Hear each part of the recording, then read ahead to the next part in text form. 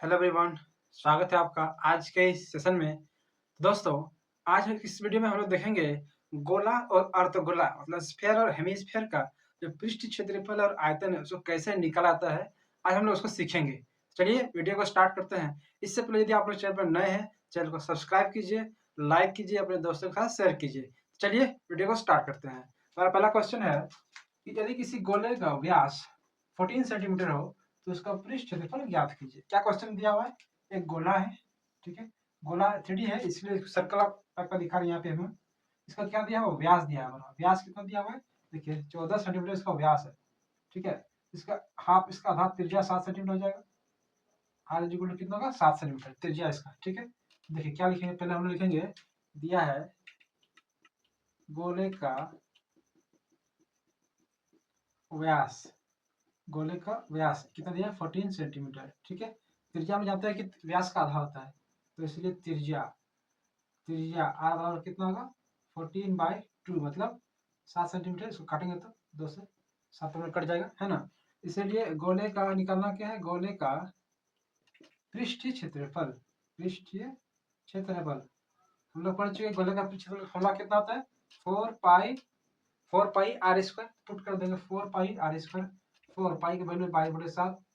Are का square मतलब are को 2 बार लिख देना है, 7/7। ये एक कैंसिल हो जाएगा, कितना होगा? 22/88/7 मतलब 56 56 बाई 616 सेंटीमीटर स्क्वायर। तो यही क्या होगा? ये इस क्वेश्चन का राइट आंसर हो जाएगा, ठीक है। 2 है किसी अर्धगोले का संपूर्ण क्षेत्रफल ज्ञात कीजिए। क्या करना है? एक अर्धगोला है, ठीक है, जिसका संपूर्ण पृष्ठीय क्षेत्रफल निकालना है, तो कुल पृष्ठ क्षेत्रफल निकालना है। और क्या क्या दिया? देखिए इसका त्रिज्या दिया हुआ है। इसका त्रिज्या कितना दिया? 10 सेंटीमीटर दिया है, मतलब आर बराबर 10 सेंटीमीटर। अर्धगोला का जो त्रिज्या होता है वही अर्धगोला का ऊंचाई, मतलब इसका जितना माँ बाप है सब इसका त्रिज्या ही, ठीक है। तो निकालना के पाई जी 3.14 लेना है। इसको हम लोग पुट करेंगे पाई के वैल्यू में। देखिए निकालना क्या दिया है? पहले दिया है अर्धगोले की त्रिज्या। अर्धगोले की त्रिज्या कितना दिया हुआ है? अर्धगोले की त्रिज्या 10 सेंटीमीटर दिया है, ठीक है। निकालना के अर्धगोला का संपूर्ण पृष्ठ क्षेत्रफल। अर्धगोले का संपूर्ण पृष्ठीय क्षेत्रफल, संपूर्ण पृष्ठीय क्षेत्रफल क्या होता है फॉर्मूला? यदि अर्धगोला का यदि वक्र पृष्ठ बोलता है तो 2 पाई आर स्क्वायर। संपूर्ण है मतलब कुल है तो 3 pi R square, 3 pi R square, ठीक है। अब इसको पुट करेंगे, पाई का वैल्यू 3.14 आर स्क्वायर, मतलब इसको दोबारा पुट कर देंगे 10 × 10। अब देखिए यहाँ पे पॉइंट हम हटाएंगे तो नीचे में जीरो लगाना पड़ेगा, क्योंकि पॉइंट का 2 डिजिट है तो 100 से डिवाइड देना पड़ेगा इसको, ठीक है। 1 0 कैंसिल, 2 0 कैंसिल हो गया। 3 से मल्टीप्लाई करें, 3 4 12 को 2, 1 3 3 4 3 3 9 942 सेमी स्क्वायर। यही क्या होगा? ये इस क्वेश्चन का राइट आंसर हो जाएगा। इंपॉर्टेंट क्वेश्चन है, एक गोलाकार गुब्बारे में हवा भरने पर उसकी त्रिज्या 7 सेमी से 14 सेमी हो जाती है। मतलब एक गोलाकार गुब्बारा है, पहले उसकी त्रिज्या कितनी थी? पहले R1 मान लेते हैं, ये 7 सेंटीमीटर पहले, ठीक है। इसको हवा भरे तो क्या गुब्बारा फूल के बड़ा हो गया, ठीक है। अब इसका त्रिज्या बोला जा रहा है, मतलब R2 ये बोला जा रहा है कितना? 14 सेमी हो गया है, बढ़ गया त्रिज्या, ठीक है। गुब्बारे का साइज बढ़ेगा, त्रिज्या ऑटोमेटिकली बढ़ेगा ही बढ़ेगा। अब यह क्वेश्चन में क्या बोला? इन दोनों स्थितियों में, मतलब पहला स्थिति ये हो गया बिना हवा भरे जिसका भाव था तब, अब ज्यादा भाव बढ़े तो ये बड़ा हो गया।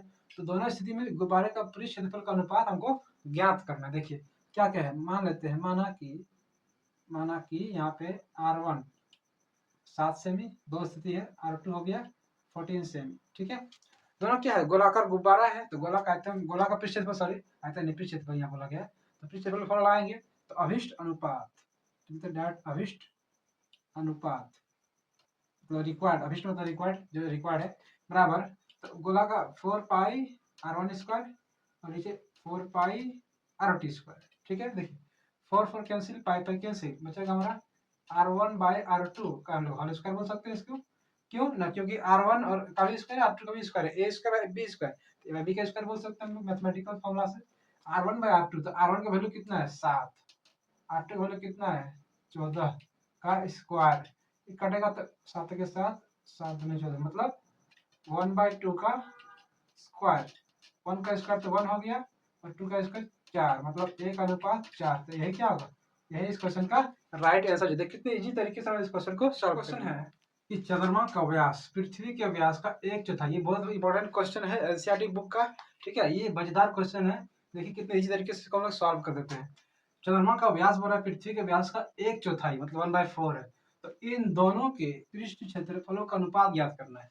एक एक्सरसाइज में जब पृष्ठ क्षेत्रफल का एक्सरसाइज बनाएंगे एनसीईआरटी में, तो उसमें हमको पृष्ठ क्षेत्रफल का अनुपात निकालना है। फिर यही क्वेश्चन जब आयतन का एक्सरसाइज है उसमें रिपीट किया गया है और उसमें आयतन का अनुपात निकालना है। ठीक है, तो हम दोनों को कंबाइन करके कंबाइंड आंसर इसको निकाल देते हैं। दो बार दोनों आंसर निकाल देते हैं। ठीक है, दोनों क्वेश्चन मैंने कंबाइन कर दिया एक ही क्वेश्चन में, ताकि आपको बार बार देखने की जरूरत नहीं पड़ेगी। इसी से आपको दोनों का आइडिया मिल जाएगा। ठीक है, देखिए दोनों का आयतन भी निकालेंगे। पहले हम लोग मान लेते हैं ये हमारा है चंद्रमा और ये है पृथ्वी। ठीक है, क्वेश्चन के अकॉर्डिंग क्या है, पृथ्वी का जो व्यास है मान लेते हैं व्यास इसका d है, तो चंद्रमा का व्यास कितना होगा, इसका 1/4 मतलब d/4। क्वेश्चन बोला है ना, चंद्रमा का व्यास पृथ्वी व्यास का 1/4 तो d/4। अब देखिए इसका जब हम लोग त्रिज्या निकालेंगे, त्रिज्या त्रिज्या क्या होता है, व्यास का आधा, मतलब त्रिज्या इसको हम लोग बड़ा आर लिख देते हैं, बराबर क्या होगा व्यास का आधा तो d/2। और इस चंद्रमा है, चंद्रमा पृथ्वी है हमारा, पृथ्वी और ये चंद्रमा।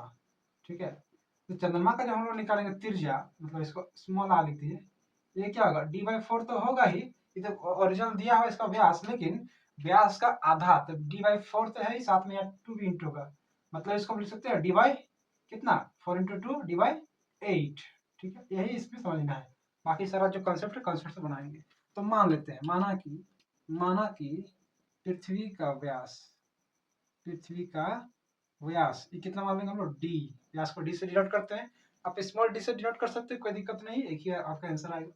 ठीक है, तब क्या होगा, चंद्रमा का व्यास, चंद्रमा का व्यास ये कितना होगा d/4, क्योंकि 1/4 बोला है ना 1/4, तो d/4 हो गया। इसीलिए पृथ्वी की त्रिज्या, पृथ्वी की त्रिज्या हमारा आ गया, पृथ्वी की त्रिज्या कैपिटल आर इसको हम एज्यूम किए हैं, तो व्यास का आधा होता है त्रिज्या। और चंद्रमा की त्रिज्या कितना होगा, चंद्रमा की त्रिज्या, चंद्रमा की त्रिज्या इसको हम लोग स्मॉल आर से लिखे हैं, क्या होगा d/4 तो है ही, फिर /2 है तो d/8।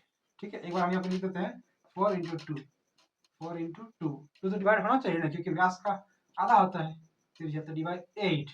अब हमको जो निकालना है, इसलिए पृष्ठीय क्षेत्रफलों का अनुपात, पृष्ठीय क्षेत्रफल का अनुपात एक बार निकालेंगे हम लोग, और एक बार निकालेंगे आयतन का अनुपात। ठीक है, आयतनों का अनुपात,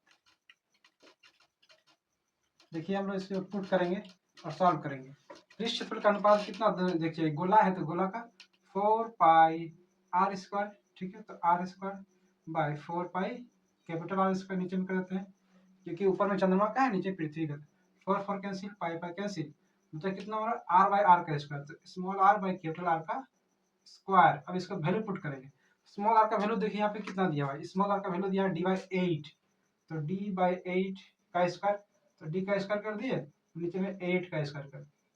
ठीक है, डायरेक्ट इसको पुट कर दिए, या फिर आप डायरेक्ट पहले वैल्यू पुट कीजिए, उसके बाद भी कर सकते हैं, कोई दिक्कत नहीं है, पहले पुट कर दे रहे हैं। d/8 हो गया स्मॉल r का, और नीचे में क्या है कैपिटल R, तो कैपिटल R का वैल्यू कितना देखिए, कैपिटल का वैल्यू d/2, तो d/2 सबका यहाँ पे होल स्क्वायर, क्योंकि होल स्क्वायर रहेगा ना। अब इसको क्या करेंगे, d कैंसिल, 2 4 जा 8, मतलब 1/4 का स्क्वायर, 1/4 का स्क्वायर मतलब क्या होगा 1:16, क्योंकि नीचे में 4 है, 4 का स्क्वायर कितना होगा 16, वो एक आंसर आ गया। एक और आंसर इधर ला के दिखाते हैं, ये तो हो गया पृष्ठ क्षेत्रफल का। अब आयतन का, आयतन क्या होता है, गोला का आयतन का फॉर्मूला हम लोग जानते हैं 4/3 πr³। ठीक है, और नीचे 4/3 पाई कैपिटल R³, क्योंकि एक स्मॉल आर लिए कैपिटल आर लिए, 4/3 तो कट जाएगा ऊपर से नीचे से, बचा r/r का क्यूब। तो देखिए पुट करेंगे, स्मॉल आर का वैल्यू कितना है डी के टर्म में, स्मॉल आर का वैल्यू है d/8, तो d/8, और नीचे कैपिटल आर का वैल्यू कितना है d/2, तो 2 पर चला जाएगा का क्यूब। ठीक है, डी कैंसिल, 2 से कटेगा 4 बार में, हमारा आगे 1/4 का क्यूब, 1/4 का पावर में 3, 1 का तो 1 हो गया, और 4 का क्यूब कितना होगा 64। यही दोनों क्वेश्चन का राइट आंसर हो जाएगा। ठीक है, कितने इजी तरीके से हम लोग क्वेश्चन को सॉल्व किए। तो दोस्तों इस तरह हम लोगों ने गोला और अर्धगोला का कंसेप्ट समझा। गोला का आयतन होता है 4/3 पाई आर क्यूब, लेकिन अर्धगोला का आयतन कितना है 2/3 पाई आर क्यूब। ये इसको आपको याद रखना है 2/3 पाई आर क्यूब। ठीक है, बाकी सरल सेम है। तो इस तरह हम लोग क्वेश्चन को सॉल्व किए। आज की क्लास को यहीं पे रखते हैं। क्लास को कैसा लगा आप जरूर जरूर कमेंट बताइएगा। चैनल पर नए हैं, चैनल को सब्सक्राइब कीजिए। ठीक है दोस्तों, जय हिंद।